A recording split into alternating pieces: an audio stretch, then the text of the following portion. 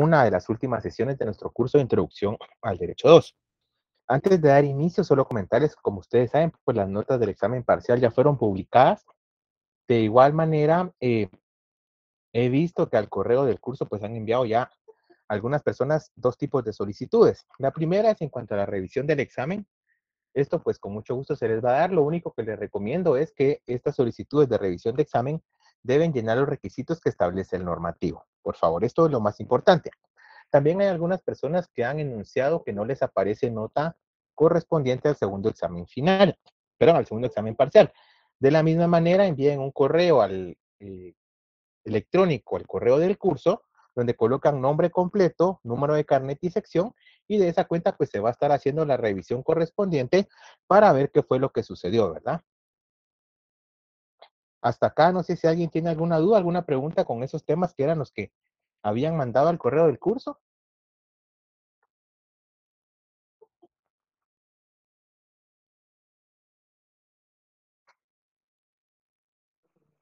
Licenciado, buenas noches. Sí, buenas noches. Fíjese que yo le mandé un correo, pero al suyo. Es que igual yo me hice el examen, pero no me aparece nota y yo lo hice y se lo mandé con Sí, cinco minutos antes. pero por eso esa es la instrucción que acabo de dar, que las personas que solicitan revisión de examen la tienen que mandar al correo del curso llenando los requisitos del normativo de evaluación de la facultad. Las personas que no les aparezca nota y que aducen haber realizado el examen, lo mismo, mandan un correo al curso, indican la situación con sus datos, ¿verdad? Nombre completo, carnet y sección, Ok, gracias, licenciado. para servirles. ¿Alguien más que tenga alguna duda o pregunta? Lick, yo tengo una duda Sí. con respecto, por ejemplo, yo estaba viendo mi nota y en total de zona tengo 30, entonces yo sé que no tengo derecho a examen porque no llegué a los 31. No sé si en ese caso, con los trabajos que uno ha hecho y todo eso, lo puede ayudar o me puede ayudar con un punto o definitivamente me quedo ahí a repetir la clase. No, eso tal como lo indicamos durante todo el semestre.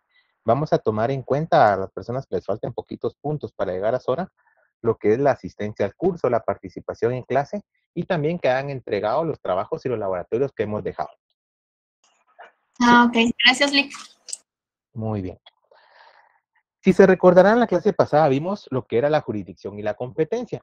Cuando hablábamos de la jurisdicción, pues estamos hablando de esa facultad que se le ha atribuido al Estado, en este caso al organismo judicial, para administrar justicia, ¿verdad? Esta facultad de ejecutar y juzgar lo juzgado. Adicional a ahí hablábamos que la competencia pues era parte de esa jurisdicción, ¿verdad? La competencia va a ser cada fragmento, cada estrofa o cada elemento que va a integrar y que juntos pues van a sumar lo que nosotros conocemos como jurisdicción. De esa cuenta, cuando hablábamos de los criterios de la jurisdicción, estábamos viendo que existen actualmente 5 criterios, clases o reglas de la competencia. Tenemos competencia por razón de la materia, competencia por razón de la cuantía, competencia por razón de grado, competencia por razón de turno. Y como lo habíamos mencionado en la competencia por razón de la materia, pues esta se va a distribuir atendiendo a los asuntos que se estén atendiendo, ¿verdad? Vamos a tener materia civil, materia penal, materia laboral, materia administrativa, familia, tributaria, etcétera. En cuanto a la competencia por razón de la cuantía, aquí se va a distribuir la jurisdicción atendiendo al valor económico del litigio. Y aunado a ello, pues ustedes saben que nosotros encontramos 3 cuantías. La ínfima cuantía, que en toda la República es de 1 centavo, hasta 10,000 quetzales, esto sin importar el territorio, estamos hablando de toda la República en general. La menor cuantía, que esta menor cuantía ya es un valor económico medio, digamos, y que esto sí va a depender al espacio geográfico, ¿verdad? En el caso de la mayor cuantía, que es la cuantía más alta, también va a depender del espacio geográfico.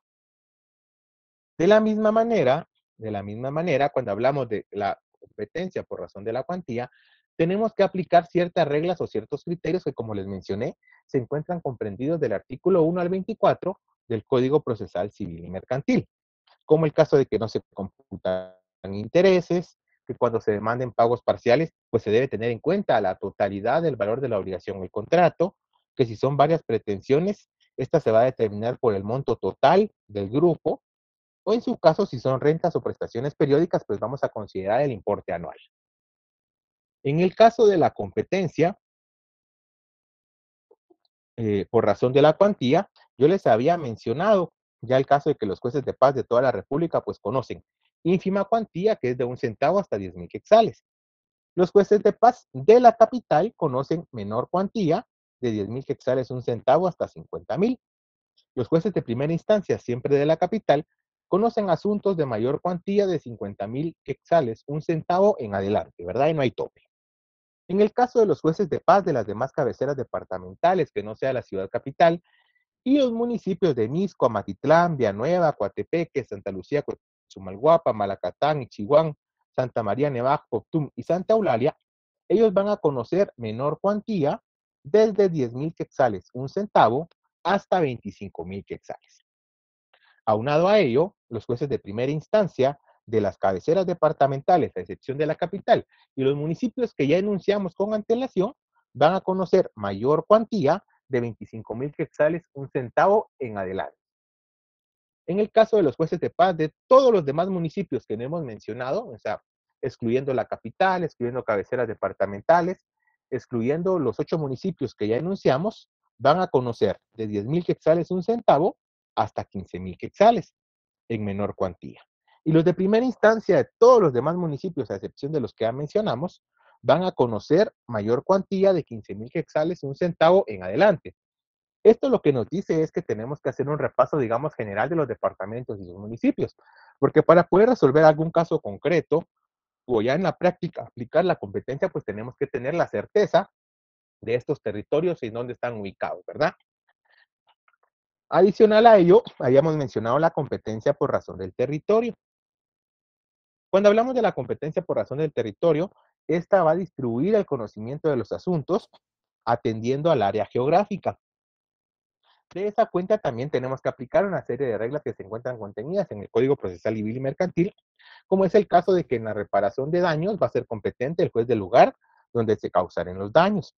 En acciones personales va a ser juez competente el lugar donde el demandado tenga su domicilio. Ya saben ustedes quién es el demandado, ¿verdad? El sujeto pasivo de la obligación. En alimentos se puede elegir entre el domicilio de la persona que está demandando y a la que se va a demandar, indistintamente, entre otros casos, ¿verdad? Ya por razón de turno, yo les comentaba que nos encontramos ante jueces que tienen la misma competencia por razón de materia, por razón de grado, por razón de cuantía. Sin embargo, ellos están habilitados en un horario diferido para poder conocer y resolver. Es decir, ellos únicamente van a poder resolver y conocer los asuntos en el horario y el día que expresamente la Corte Suprema de Justicia les ha habilitado y reconocido. En el caso de la competencia por razón de grado, platicábamos que esta se distribuye en dos, ¿verdad? Primera instancia y segunda instancia. En primera instancia, pues se va a conocer un derecho controvertido, se va a declarar un derecho controvertido, o bien se va a establecer una obligación contra una persona. Mientras que en segunda instancia únicamente se va a revisar lo actuado en primera instancia. ¿Sí? Eso era lo que habíamos platicado. Ahora, en pantalla ustedes ven un caso. Dice, usted promoverá una acción pretendiendo el pago de daños y perjuicios por la cantidad de 50,000 quetzales ocasionados por un accidente de tránsito. Su cliente reside en la ciudad capital. La parte demandada reside en Quetzaltenango. El accidente ocurrió en el departamento de Chiquimula. Pregunta, ¿qué juez es competente por razón del territorio? ¿Qué juez va a ser competente por razón del territorio? ¿Y qué juez va a ser competente por razón de la cuantía? ¿Qué responderían ustedes en este caso concreto?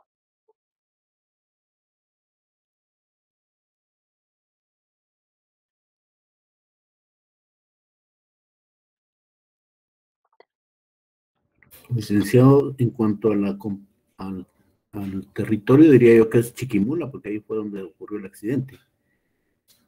Sí, pero digamos en este caso, Armando, lo que tenemos que hacer es aplicar, o sea, no son dos respuestas, es una sola respuesta. Solo que en este caso concreto tenemos que aplicar los dos criterios. Ok. ¿Qué juez va a ser competente? Sería de primera instancia. Primera instancia. Sí, pero ¿cuál es el nombre completo como lo vimos en la clase pasada?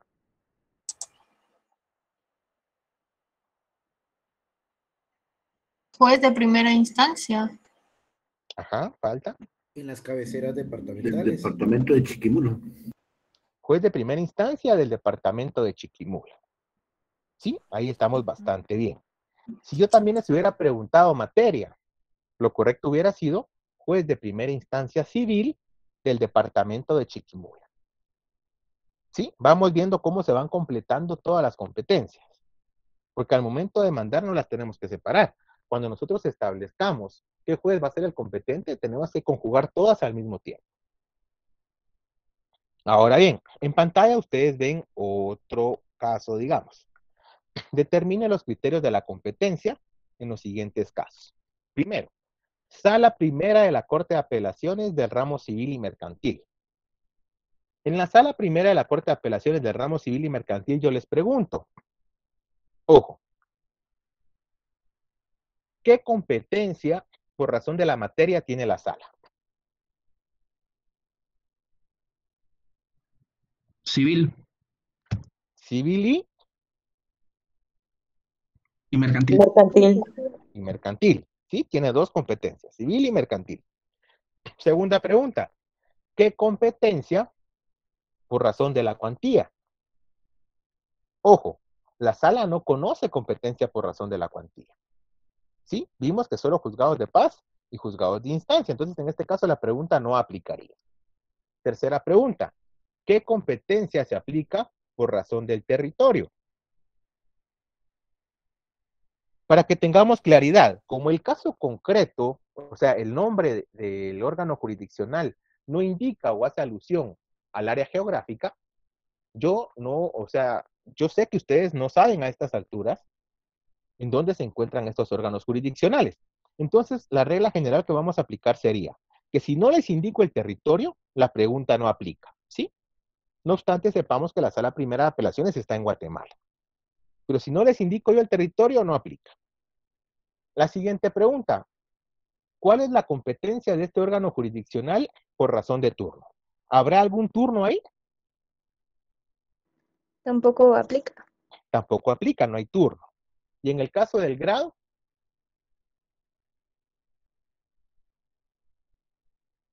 Ahí sería de segunda instancia.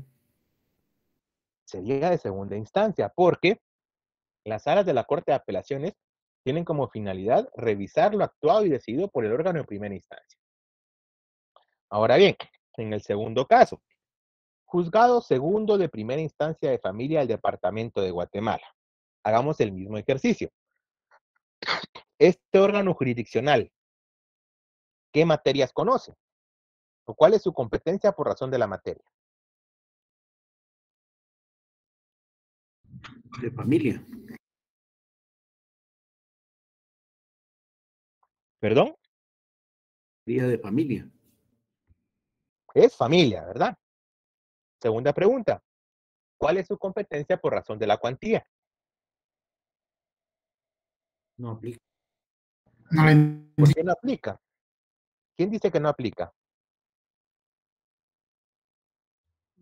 Yo, licenciado Marvin, ¿Por qué? porque solo aplica de primera instancia y y serían los jueces de paz.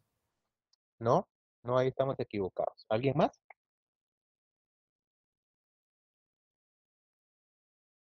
¿Cuál será la competencia del órgano jurisdiccional por razón de la cuantía?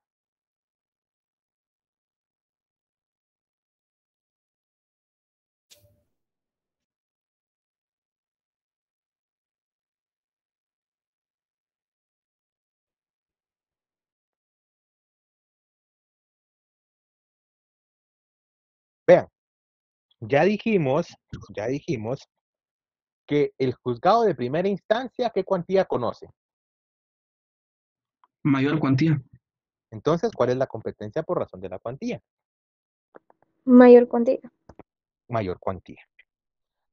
La siguiente pregunta, ¿cuál es la competencia por razón del territorio? Guatemala. ¿Departamento? De Guatemala. De Guatemala. ¿Sí? Completo. La siguiente pregunta, ¿cuál es su competencia por razón del turno? ¿Tendrá turno o no tendrá turno? No aplica. ¿Será segundo turno? En este caso no aplica. ¿sí? Porque no tiene turno. La siguiente, ¿cuál es su competencia por razón del grado?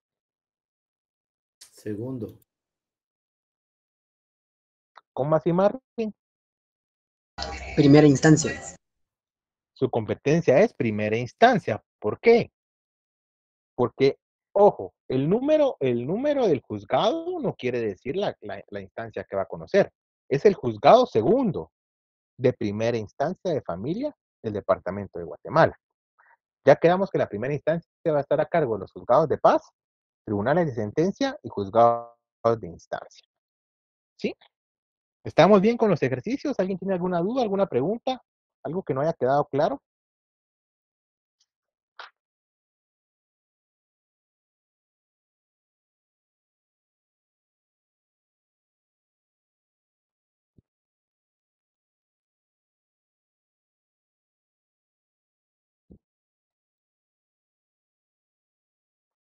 Yo asumo que estamos bien. Entonces, continuando con los temas que tenemos que desarrollar, vamos a empezar a ver los problemas de la técnica jurídica.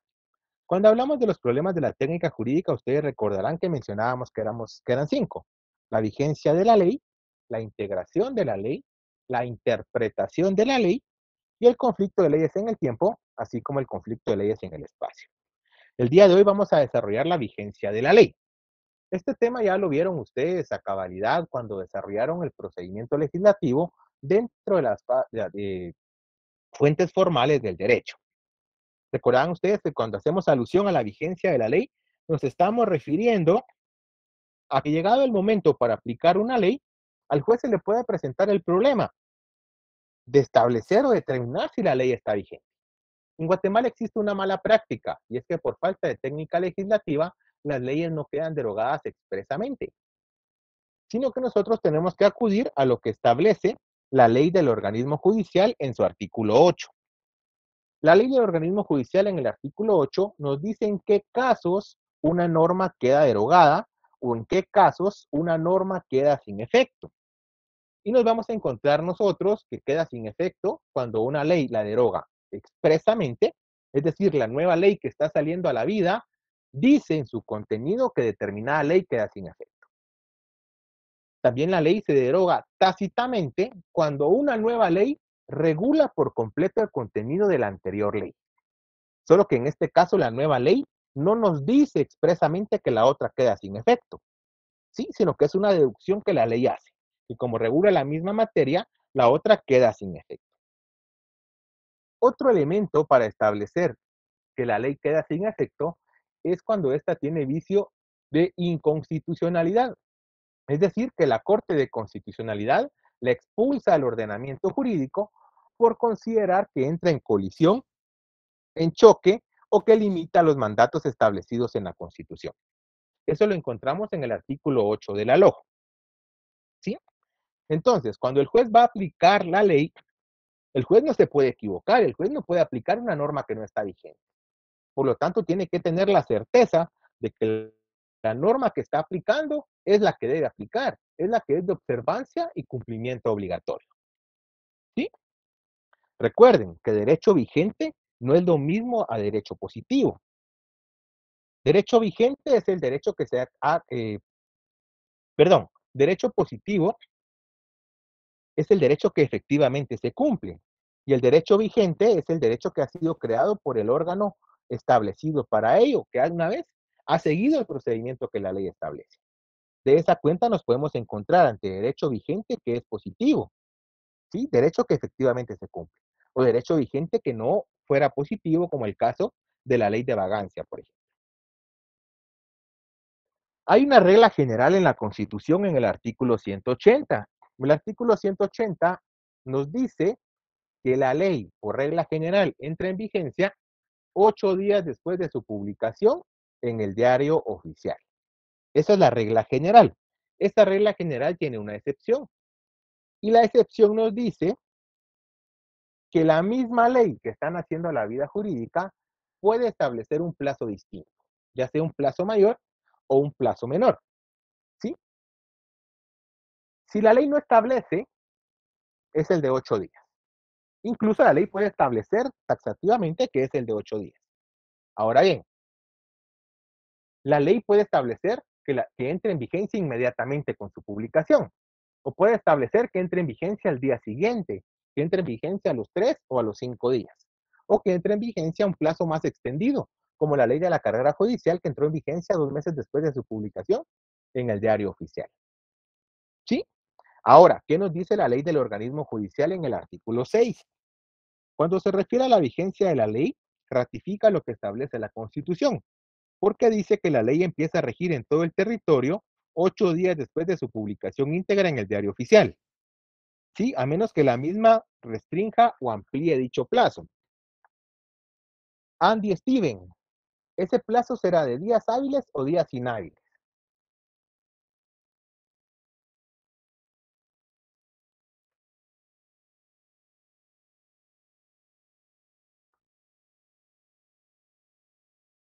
No tiene micrófono. Flavio, ¿será plazo de días hábiles o de días inhábiles? Yo digo que son días hábiles. ¿Cuál es el fundamento, Flavio? Pues no, está en la Constitución, pero no tengo ahorita el artículo en mente. ¿Seguro que está en la Constitución? ¿O estamos adivinando? Estoy tratando de recordar.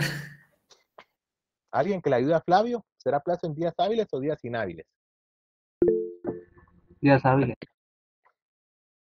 ¿Por qué dice que es días hábiles?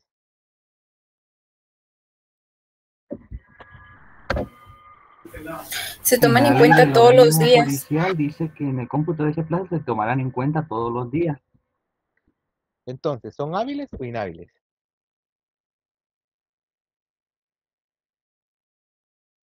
Son hábiles, licenciados, según según la LOG en el 45E, en el artículo 45E. No, Marvin, no son hábiles. El artículo 6 establece que para el cómputo de la vigencia de la ley se toman en cuenta todos los días. Es decir, esos 8 días son plazo corrido, plazo calendario. ¿Sí? Porque la ley expresamente nos está diciendo que debemos computar todos los días sin excepción alguna. Sean feriados, sean asuetos, sean fines de semana, no importa. Ahora bien, cuando hablamos siempre de la vigencia de la ley, tenemos que hacer alusión a que existen dos sistemas de inicio de vigencia según la doctrina. El sistema sincrónico y el sistema sucesivo. En el caso del sistema sincrónico, según la doctrina de este tipo de sistema, la ley o el precepto jurídico que nace a la vida jurídica va a adquirir vigencia al mismo tiempo la fecha que la ley establece. ¿Sí? Es decir, una vez publicado, la misma ley nos indica qué día entra en vigencia. Y el día que se encuentre señalado en ella, ese día toda la ley es de observancia obligatoria y de cumplimiento obligatorio. ¿Sí? Ahora, el sistema sucesivo regula lo contrario. Establece que la ley va a entrar en vigencia por etapas, por fases. ¿Sí?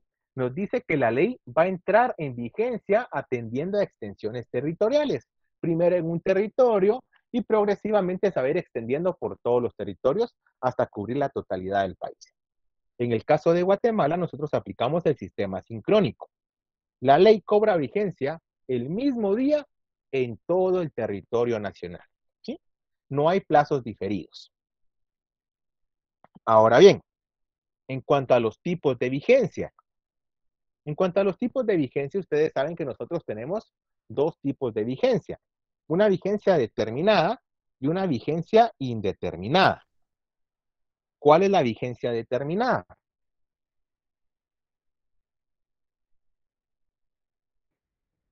La determinada es la que indica la misma ley. La que la misma ley establece, exacto, Ariel, cuándo inicia y cuándo finaliza. Sí, como puede ser el caso de los decretos de estado de excepción. El estado de sitio que acaba de decretar el presidente en Izabal, ese estado de sitio establece cuándo inicia y cuándo finaliza. Todos sabemos que tiene una vigencia de 30 días, porque la ley así lo manifiesta expresamente. Esa es una vigencia determinada. Ahora, si nosotros vemos la mayoría de nuestras leyes, estas tienen una vigencia indeterminada. Es decir, únicamente nos indican cuándo inicia a surtir efectos en todo el territorio nacional o a partir de cuándo debemos cumplirla y observarla, pero no nos establece cuándo finaliza. ¿Sí? Entonces, estas leyes que no nos indican un periodo en que expiran o en que finaliza, ¿cómo quedan sin efecto? En este caso tendríamos que acudir a lo que establece el artículo 8 de la ley del organismo judicial. Ya vieron que el artículo 8 hace referencia a la derogatoria de las leyes. Y dice, derogatoria de las leyes. Las leyes se derogan por leyes posteriores, por declaración expresa de nuevas leyes. ¿Sí? Una nueva ley nace y la ley dice que la otra queda sin efecto. B, parcialmente por incompatibilidad de disposiciones contenidas en las leyes nuevas con las precedentes. Esto quiere decir, se crea una nueva ley, pero esa nueva ley regula parte del contenido de otra ley. En este caso, recuerden ustedes, ley nueva deja sin efecto ley anterior. Por eso dice que se regula parcialmente. Parcialmente, no totalmente. Dice, C, totalmente, porque la nueva ley regule por completo el contenido de la ley anterior. Esto pasó, por ejemplo, cuando se emitió la ley en materia de adopciones. Emitiéndose la ley en materia de adopciones, automáticamente la regulación del Código Civil respecto a la adopción quedó sin efecto, porque la ley regulaba por completo la materia y lo que establecía el Código.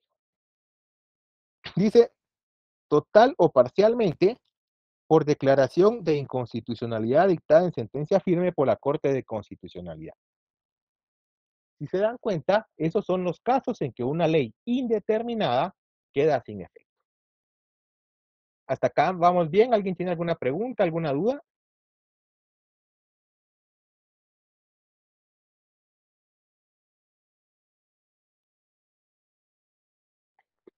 Por mi parte, todo claro, licenciado. Muy bien.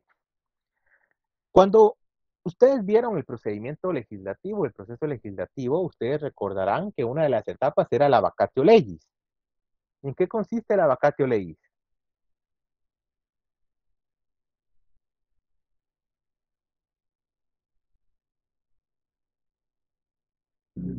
Sería el tiempo en que tarda en entrar en vigencia la ley. El tiempo que va a tardar para entrar en vigencia la ley. Recuerden que el vacatio legis es el plazo que media entre la publicación de la ley en el diario oficial y su entrada en vigencia. ¿Cuál es su finalidad? Su finalidad tiene una razón de ser. Ese plazo de 8 días que constituye el vacatio legis precisamente tiene una finalidad objetiva. Y la finalidad es que la población o los destinatarios de la ley, las personas a las que la ley va a obligar, cuenten con un tiempo prudencial, razonable y suficiente para enterarse del contenido de la ley, para entender y comprender la norma que tienen que cumplir.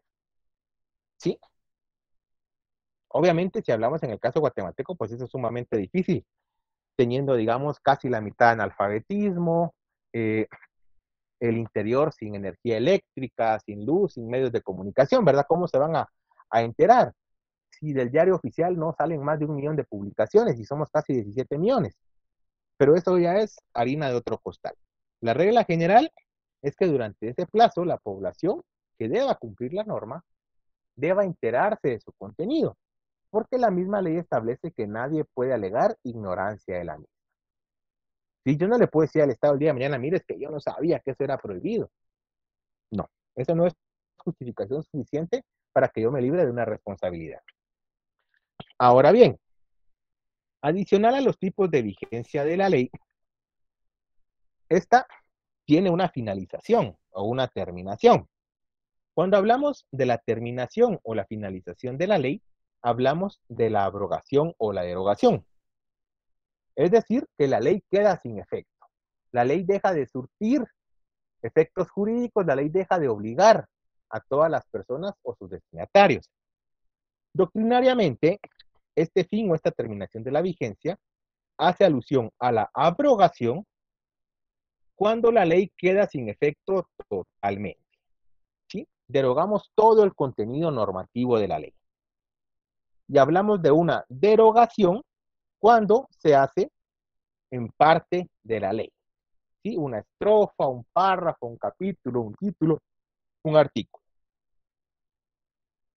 En la doctrina, la derogación puede ser de dos formas, expresa y tácita, y también total y parcial. En el caso de la expresa y tácita, la derogación es expresa cuando la misma ley regula en su contenido que otra norma queda sin efecto, que otra norma ya no va a ser aplicable.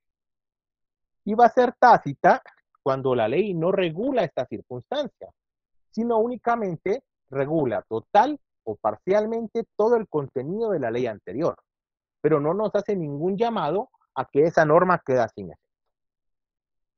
También la derogación puede ser total y parcial. Total en aquel caso cuando se modifica todo el precepto jurídico. ¿Sí? Yo dejo sin efecto todo el artículo, dejo sin efecto todo el libro, todo el capítulo de la ley. Y va a ser parcial cuando únicamente dejo sin efecto alguna palabra o alguna estrofa de ese artículo o de ese capítulo. ¿Sí? Como sucedió, por ejemplo, con el delito de asesinato. El tipo penal de asesinato establecía como pena la pena de muerte. Sin embargo, hace un par de años ya la Corte de Constitucionalidad únicamente derogó ese pedazo de la ley, ¿verdad? El Código Penal, donde establecía que por asesinato se puede imponer pena de muerte. ¿Vamos bien hasta acá? ¿Alguien tiene alguna duda, alguna pregunta?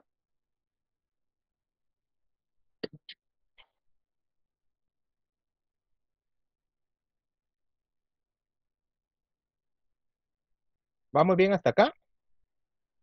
Víctor, solo si me pudiera aclarar, me quedó un poco confundido lo que es la total y la parcial la derogación. Sí, mire, cuando hablamos de derogación estamos hablando que una ley queda sin efecto parcialmente. Ahora, esta derogación también puede ser total y parcial. Total, si deja sin efecto todo el precepto jurídico, ojo, no la ley, el precepto jurídico. ¿Sí? Un artículo. O parcial, si únicamente es una frase, una palabra o un segmento de este artículo. Gracias, licenciado. Estaba confundido con que era total, pensé que era la ley, pero eso sería la abrogación, ¿verdad? Esa sería la abrogación, exacto. Ok, gracias, licenciado. Para servirle. ¿Estamos bien? ¿Hasta acá?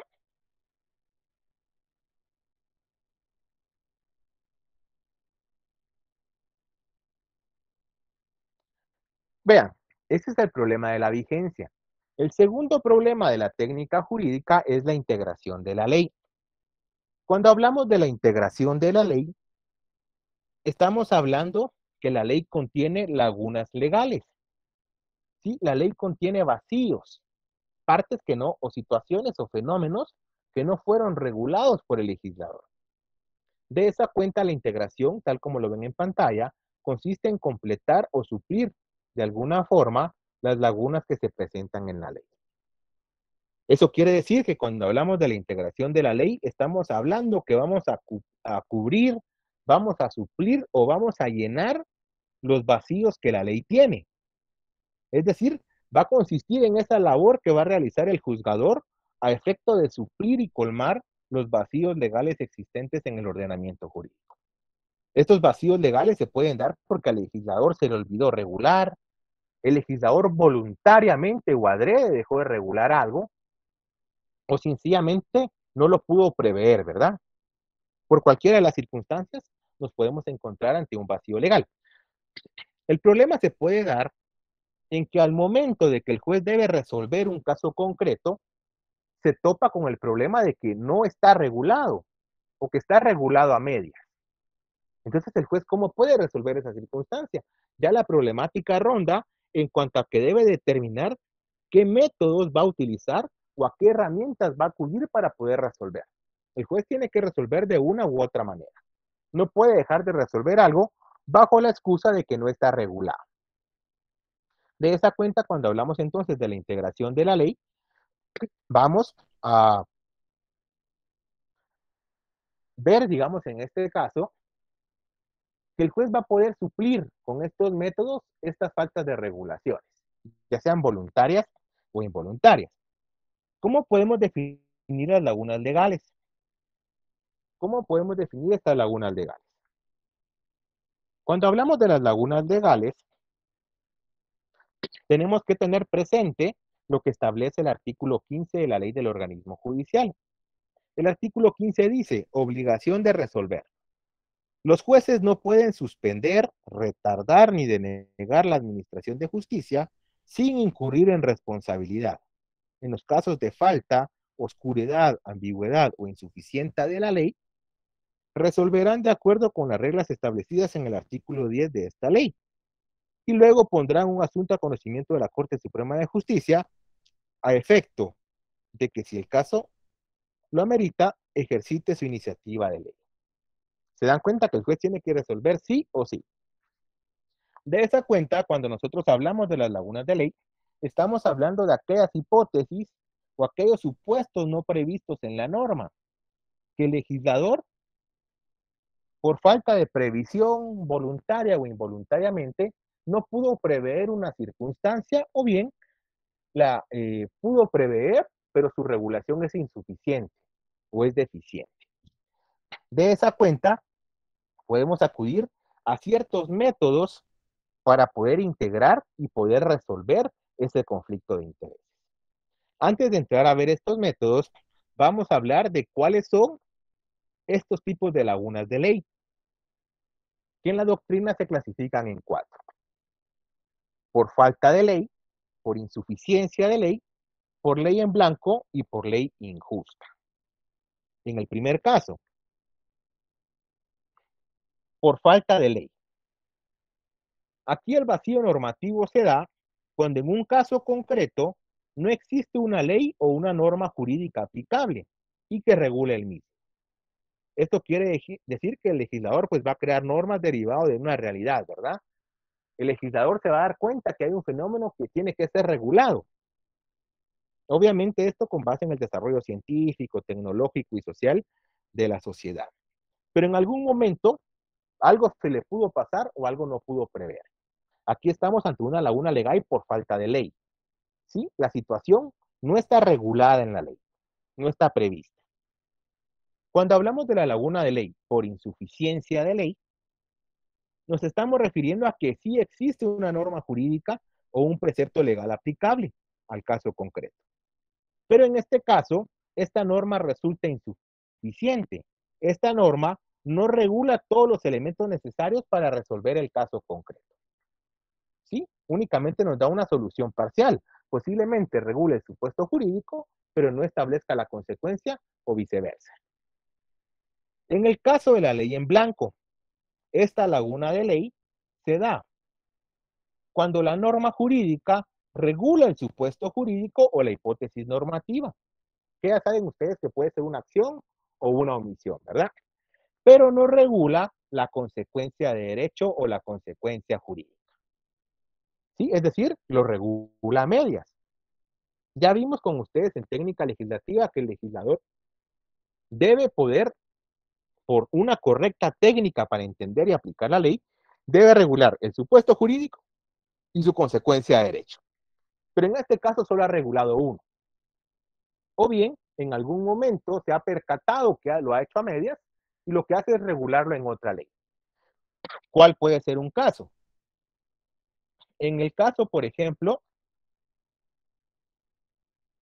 ustedes han visto en algunas leyes que solo hace un llamamiento a que una ley regulará lo concerniente a esta materia. ¿Sí? La ley no establece la regulación, sino nos remite a otro cuerpo normativo para su aplicación. O bien, amigos, lo que sucede en el caso del matrimonio.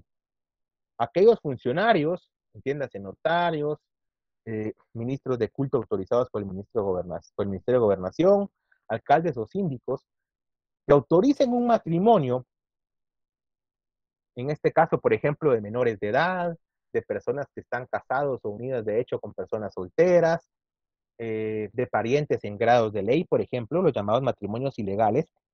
La ley, el Código Civil específicamente, solo nos dice, quien autorice los matrimonios contenidos en el artículo tal, será responsable de conformidad con la ley.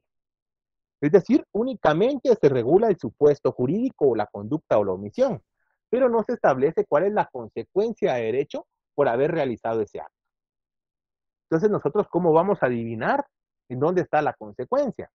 En este caso, pues gracias a Dios lo tenemos en el Código Penal, ¿verdad? El Código Penal establece el tipo de matrimonio ilegal y ya establece la sanción, ¿verdad? De prisión y de inhabilitación para ejercer cargo público. Por eso es un ejemplo claro de ley en blanco, cuando la ley se regula a medias. ¿Sí? En un lado el supuesto y en otro la consecuencia o viceversa. En el caso de la ley injusta, ustedes saben que uno de los valores fundamentales del derecho es la justicia. El derecho tiende a realizar la justicia. Aristóteles decía que justicia consiste en dar a cada uno lo que le pertenece. ¿Sí?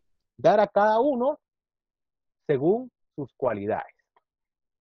De esa cuenta, cuando hablamos de una ley injusta, estamos hablando de una ley que ha sido creada por el órgano facultado para ello, entiéndase Congreso de la República actualmente, y que en su caso ha sido creada siguiendo el procedimiento establecido en la ley.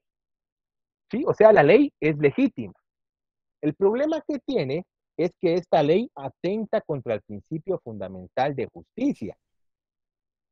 Es decir, esta ley no se encuentra acorde al principio de justicia, que es a lo que debe tender pues todo derecho, ¿verdad? De esa cuenta, Eduardo Couture nos decía que cuando nos encontremos, que la ley siempre se debe cumplir, pero cuando nos encontremos ante una ley que no es justa, esta ley puede ser incumplida y tenemos que aplicar la justicia. Porque de nada sirve que apliquemos una ley legítima que ha sido creada por la autoridad facultado para ella y que ha sido creada siguiendo el procedimiento, plazos y requisitos establecidos en la misma, si la ley es contraria al derecho y a la justicia. Esto, amigos, son las lagunas de ley. Ya la siguiente clase vamos a ver lo que es los métodos para integrar el derecho.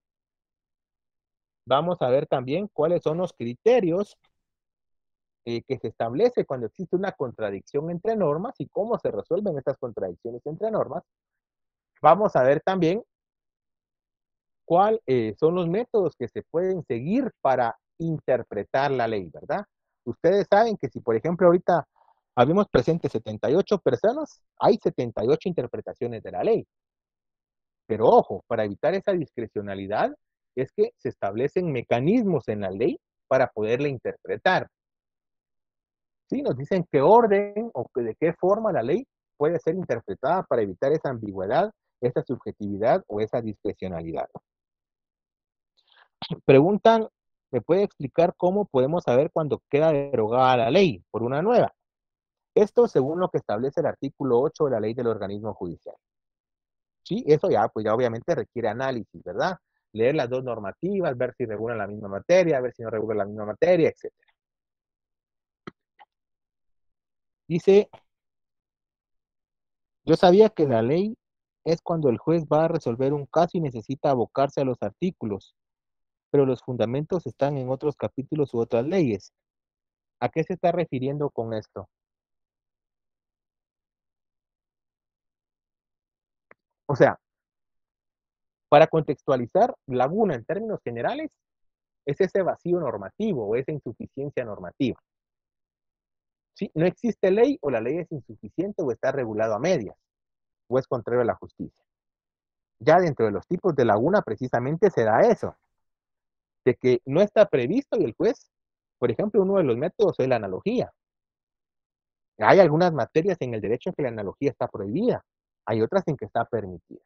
Pero eso ya lo vamos a ver la siguiente clase.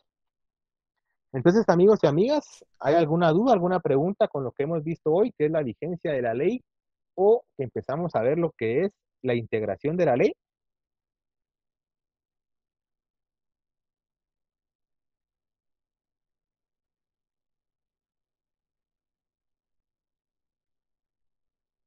Dice, pero tienen que estar entrelazadas las leyes o que tengan cercanía. No, por eso les digo, es importante que todos los días lean el diario oficial. En el diario oficial todos los días se publican las nuevas leyes, los nuevos reglamentos, las nuevas disposiciones. El abogado que no lee cada día es menos abogado. De esa cuenta, ustedes al leer entonces se van a percatar que una norma fue derogada. Si en su caso no es una reforma expresa, nosotros tenemos que leer ambos cuerpos normativos para establecer si hay derogación o si no hay derogación, si hay abrogación o si no hay abrogación. Pero eso ya es una labor personal y de interpretación de cada abogado, de cada estudioso del derecho.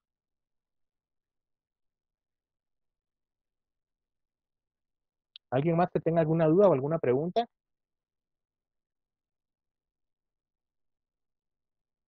Sí, Lick, solo una molestia. Si me pudiera dar un ejemplo de la laguna por falta de ley. Cualquier situación que se pueda imaginar que no esté prevista, José. Cualquier situación que usted se pueda imaginar que no esté prevista. Un ejemplo concreto no le puedo dar porque para eso tendría que conocer todo el ordenamiento jurídico nacional. Pero llega el momento donde nos percatamos que hay un vacío, que hay algo que no está regulado en la ley, algo que no está contemplado. Ahí estamos ante una laguna por falta de ley. Muchas gracias, Lick. Para servirle. ¿Alguien más?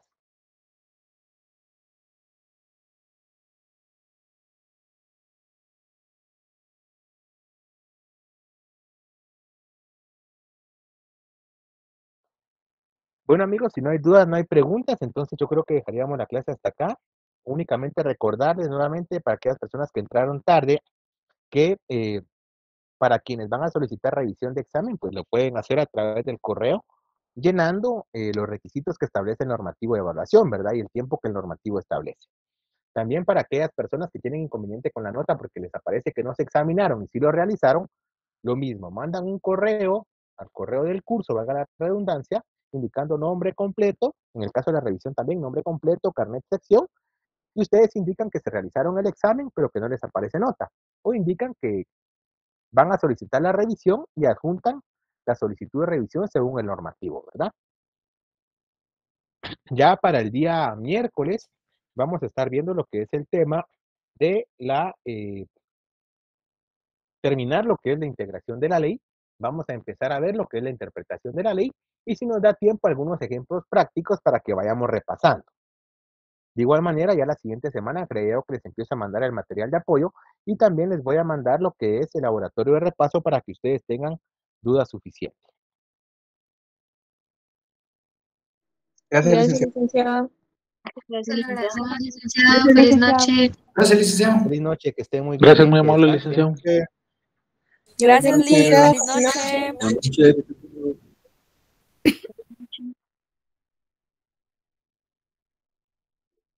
Buenas noches, que estén bien.